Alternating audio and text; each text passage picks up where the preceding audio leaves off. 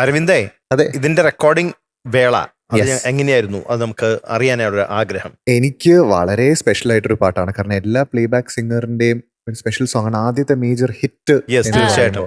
ഞാൻ 2011 ആദ്യത്തെ ഗാനം പാടുന്നത്. പിന്നണി ഗായകനായിട്ട് പാടുന്നത്. ഓക്കെ. 2018 അതേതായിരുന്നു? അത് ട്രെയിൻ എന്ന് പറഞ്ഞ സിനിമയിൽ നമ്മുടെ ശ്രീനിച്ചേട്ടൻ മ്യൂസിക് ചെയ്ത ചിറകിൻ വാനമിങ്ങ്. അതിലൊരു പാട്ട് ഒരുപാട് കുയിലേ ദാസങ്കിള് പാടിയ അതെ. ചിറകിങ് വാനമിങ് പൂക്കളിങ് കിളികളെ. ഞാനും അദ്ദേഹത്തിന്റെ മോള് ശരണ്യയും ഞങ്ങളുടെ രണ്ടുപേരുടെയും ഡെബ്യൂ സോങ് ആയിരുന്നു. 2018 മഴ പാടും വരുന്നത്. 17 റെക്കോർഡ് ചെയ്ത് 18 റെക്കോർഡ് ചെയ്യുന്നത്. അപ്പൊ ഈ റെക്കോർഡിങ്ങിനെ പറ്റി സംസാരിക്കുകയാണെങ്കിൽ കുറെ ഉണ്ട് പറയാൻ വേണ്ടിട്ട്. കാരണം ഒരു 6 മാസത്തെ പ്രോസസ് ആയിരുന്നു ഈ റെക്കോർഡിംഗ് എന്ന് പറയുന്നത്. അതെന്താ അങ്ങനെ?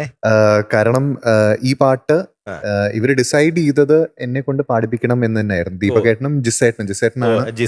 അതെ, ജിസ് ജോയ് പുള്ളിയാണ് ഈ സിനിമയും ഈ പാട്ടും എഴുതിയും സംവിധാനം ചെയ്തത്. സിനിമ സംവിധാനം ചെയ്തത്. പാട്ടിന്റെ ലിറിസിസ്റ്റും ജിസേട്ടൻ തന്നെയാണ്. ജിസേട്ടൻ എന്റെ 1-2 ഈ കപ്പ ടിവിയിലത്തെ കവർ സോങ്സ് ഒക്കെ കേട്ടിട്ട് ഇഷ്ടപ്പെട്ടിട്ട് എന്നെ കൊണ്ട് പാടിപ്പിക്കണം എന്നായിരുന്നു ഇവരുടെ. അപ്പൊ ആദ്യം ഇത് കൺസീവ് ചെയ്ത ഒരു സോളോ സോങ് ആയിട്ടായിരുന്നു. അപ്പൊ ഞാൻ ദീപകേട്ടൻ എന്നെ വിളിക്കുന്നു. അപ്പൊ ദീപകദേവന്റെ ഒരു പാട്ട് കിട്ടുക എന്ന് പറഞ്ഞാൽ അന്ന് ആ സമയത്ത് അൾട്ടിമേറ്റ് ആണ്. ഇപ്പോഴും അദ്ദേഹത്തിന്റെ ഒരു പാട്ട് കിട്ടുക എന്റെ ഫേവറേറ്റ് മ്യൂസിക് ഡയറക്ടറാണ്. ഭയങ്കര എക്സൈറ്റഡ് ആയിരുന്നു. ഇതുപോലെ സ്റ്റുഡിയോയില് അദ്ദേഹത്തിന്റെ എറണാകുളത്തെ സ്റ്റുഡിയോയിൽ പോകുന്നു. അന്ന് റെക്കോർഡ് ചെയ്യുമ്പോൾ ഈ പാട്ടിന്റെ ട്യൂണ് ഇങ്ങനെയല്ല, ഇതിന്റെ ലിറിക്സും വേറെ ആയിരുന്നു. അപ്പൊ അദ്ദേഹം ആദ്യം വന്നിട്ട് എന്നെ കൊണ്ട് മൂളിപ്പിച്ചു. അപ്പൊ എന്റെ കംഫർട്ടബിൾ സ്കെയിൽ ഇപ്പൊ ഡിയിലാണ് ഒറിജിനൽ സോങ്. അദ്ദേഹം എനിക്ക് തോന്നുന്നു കമ്പോസ് ചെയ്തത് ഈ ഷാർപ്പിലോ എഫിലായിരുന്നു ആദ്യം. എനിക്ക് ഹൈ റേഞ്ച് എത്തില്ലായിരുന്നു. അപ്പൊ അതിലെ അരവിന്ദേ വേണ്ട എന്ന് പറഞ്ഞ് നമുക്ക് കുറയ്ക്കാം എന്ന് പറഞ്ഞു എന്റെ വോയിസിന് സൂട്ട് ചെയ്യുന്ന രീതിയിലാണ് സോങ് കമ്പോസ് ചെയ്തത്. അപ്പൊ അതെനിക്ക് ആദ്യമായിട്ടുള്ള ഒരു അനുഭവമായിരുന്നു. സാധാരണ എല്ലാം കഴിഞ്ഞിട്ട് അവസാനമായിരിക്കും ഞാൻ പോയി പാടുന്നത്. ഇൻസ്ട്രുമെന്റേഷൻ എല്ലാം കുറച്ചൊക്കെ ബാക്കി ഉണ്ടാവുള്ളൂ. എല്ലാം സെറ്റാണ്, പിന്നെയാണ് നമ്മൾ പോയി പാടുന്നത്. ഇത് പുതിയൊരു അനുഭവമായിരുന്നു. പിന്നെ അത് കഴിഞ്ഞിട്ടൊരു 3-4 മാസം സൈലൻസ് ആണ്. അപ്പൊ ഞാൻ മാറ്റി കാണും, ഞാൻ പാടിയത് ഇഷ്ടപ്പെട്ട് കാണില്ല. അപ്പൊ അത് കഴിഞ്ഞിട്ടാണ് പറയുന്നത്, ഇല്ല ഷൂട്ടിംഗ് കുറച്ച് താമസിച്ചിട്ടുണ്ടായിരുന്നു. ഈ പാട്ട് ഷൂട്ട് ചെയ്യുമ്പോൾ അവര് വിചാരിച്ചു പാട്ടിന്റെ വിഷ്വൽസ് ചെറുതായിട്ട് മാറി. അപ്പൊ പാട്ടിന്റെ ട്യൂണും ചെറുതായിട്ട് മാറിയിട്ടുണ്ട്. ട്യൂൺ മാറി. രണ്ടാമത് പോയി പാടുമ്പോഴാണ് ഈ ട്യൂൺ ആവുന്നത്. അപ്പൊ പാടുമ്പോഴും സോളോ സോങ് ആണ്. മൂന്നാമത് വീണ്ടും പോയി പാടുമ്പോ ഒന്ന് ലിറിക്സ് ചേഞ്ച്, 2-3 സ്ഥലത്ത് ലിറിക്സ് ചേഞ്ച് ഉണ്ടായിരുന്നു. അപ്പൊ അത് മാറ്റി പാടണമായിരുന്നു.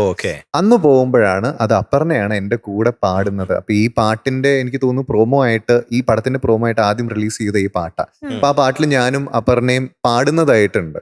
അപ്പൊ അന്നാണ് ഞാൻ അറിയുന്നത് അപർണയാണ് എന്റെ ഡുവറ്റ് പാടുന്നത്. അന്നാണ് അപർണ ആദ്യമായിട്ട് കാണുന്നത്. അന്നാണ് അപർണ റെക്കോർഡ് ചെയ്യുന്നതും. എന്റെ ലിറിക്കൽ ചേഞ്ചും അപർണ ഫുൾ സോങ്ങും റെക്കോർഡ് ചെയ്യുന്ന അന്നാണ്. അത് പാട്ടിന്റെ രൂപം ഭാവമൊക്കെ അത് എനിക്കിപ്പോഴും ഓർമ്മയുണ്ട്. ഷൂട്ട് ചെയ്യാൻ വന്നത്, ഈ പാട്ടിന്റെ മ്യൂസിക് വീഡിയോ ഷൂട്ട് ചെയ്യാൻ വന്നത് നമ്മുടെ ഗിരീഷ് പുത്തഞ്ചേരി സാറിന്റെ മകൻ ജിത്തിനാണ്. ജിത്തിനാണ് ക്യാമറ ആയിട്ട് അത് ഷൂട്ട് ചെയ്യാൻ വരുന്നത്. So I have to all thanks to Deepaketan and Jisaitan. എന്റെ ഒരു ഫസ്റ്റ് മേജർ ഒരു മൈൽ സ്റ്റോൺ ആണ് എനിക്ക്. ദീപു എന്റെ വളരെ അടുത്തൊരു സുഹൃത്താണ്.